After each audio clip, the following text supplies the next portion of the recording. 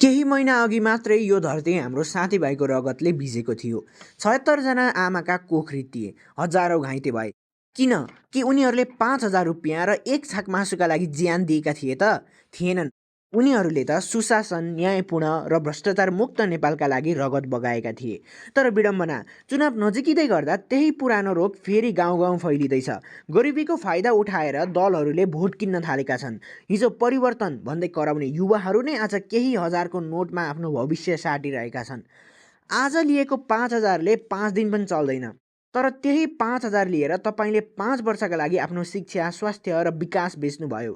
अझ खतरनाक कुरा, 5,000 दिएर भोट किन्न सक्ने नेताले सत्तामा पुगेपछि सीमित व्यापारी र ठेकदारसँग मिलेर पोलिसी नै हाइज्याक गर्न सक्छ। तर विकल्प छैन भन्ने होइन।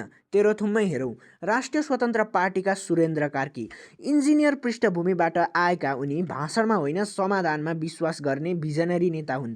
विकास नाराबाट होइन, योजना, डाटा र इमान्दारीबाट सम्भव हुन्छ भन्ने बुझ्ने कार्कीले शिक्षा, पूर्वाधार, रोजगारी र सुशासनलाई केन्द्रमा राखेका छन्। पैसा बाँडेर होइन, काम र भिजन देखाएर भोट माग्ने नेतृत्व आजको आवश्यकता हो।